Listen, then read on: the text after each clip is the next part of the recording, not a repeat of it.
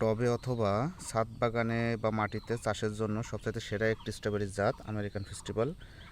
এর ফলের সাইজ অনেক বড় বড় আর ফলনও প্রচুর।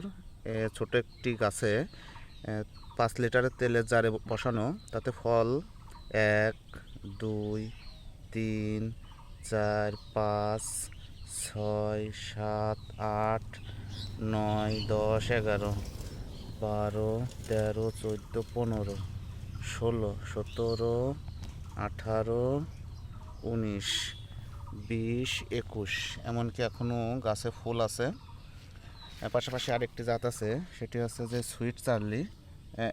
এটির ফলন আমেরিকান ফেস্টিভ্যালের থেকে কম, তবে স্বাদ অনেক সুমিষ্ট। তো সব মিলিয়ে এই আমেরিকান ফেস্টিভ্যালই সবচাইতে ভালো জাত। এটি ছাদ বাগান অথবা ব্যবসায়িক উদ্দেশ্যে লাগানোর জন্য।